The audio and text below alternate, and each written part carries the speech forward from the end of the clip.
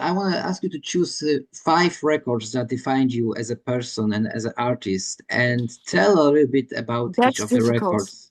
How you heard this record? Do you Well, remember like your favorite well, song, so on? Yeah. if I had known before, because I'm so bad with names and titles. It's like, of course, the artists I know, but it's more like it's the titles of specific albums is going to be difficult for me. But just to name a few, probably Olivia Newton-John is one. I know this is something maybe strange hearing from me, but she was the first vocalist that really got me into singing on a very young age. I was really like 4 years, 5 years old when I heard her for the first time. And I've didn't stop listening to the first records that she made. First, of course, with Grease, but also after that, her personal albums until I was 14 or something. Those years, I played it nonstop. I drove my parents crazy with the same music all the time. And then I got into, when I was, I think, 11, 12, maybe 12, I think, I got my hands on a Janis Joplin record.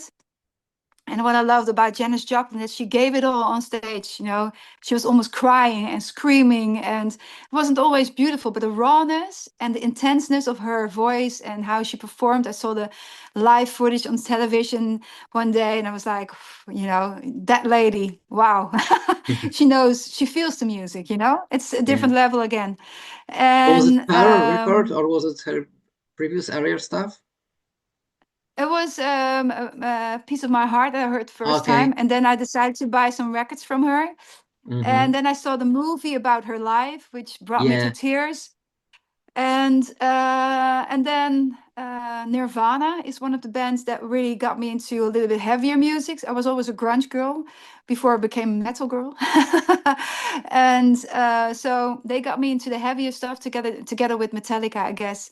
And so those were the two, but especially Kurt Cobain, how he sang, and also again the rawness. Didn't want to play within the lines. His guitar was a lot of times not tuned well, you know, but everything, that eerie kind of feeling to things, that gave the right atmosphere. And you know, you don't, it was a little bit like the perfection was in the non-perfection of things, and the rawness of things. So again, I am always in love with the emotional voice of people, and how they live and feel the music. And so there's another band just like Janis Joplin, how she was a performer and singing, that really inspired me a lot. And the band was really actually very much into me as well. Dead Can Dance, you don't remember that? That's like a Yeah, folk kind absolutely. of.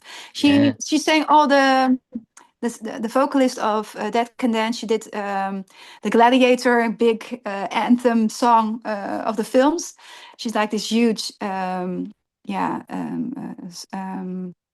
vocalist that you know is asked for all these big epic movies. Mm-hmm. So that was also a band that really inspired us. But it was also Marillion because of their storytelling, Yeah. and same with other bands. You know, it's like Iron Maiden. The storytelling kind of thing that got us started in like, okay, we would love to tell stories about, you know, the past, like World War II, but also about books that inspired us and all kinds of things. So that's how it got into in that part of the music. So Are you we've more had into a lot the of area? things. Are you more into area Marillion with Fish or later with Steve Hogarth? I like both for different reasons Mm-hmm. and different songs, but I must say I'm a big Fish fan. So yeah. And we Yeah. even actually we wanted to have him on tour with the last tour that we did, but he eventually chose for having solo shows because He's he had already some retiring, I shows guess. prepared. Yeah, he's retired, and that was such a pity because that would have been a dream come true for everyone. And yeah, that didn't happen. That's very unfortunate, but always been a very big fan of him as well. Look, maybe he's gonna do a comeback tour like many other artists who retired.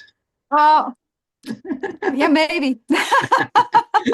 But you know, yeah, no, he was. We spoke to him a few times, and such a warm and nice person. He's really a storyteller, Oh yeah. and that's something that is inspirational for lyrics, you know, and those kind of things. And also, his voice has a typical kind of sound that you can't hear with anyone else.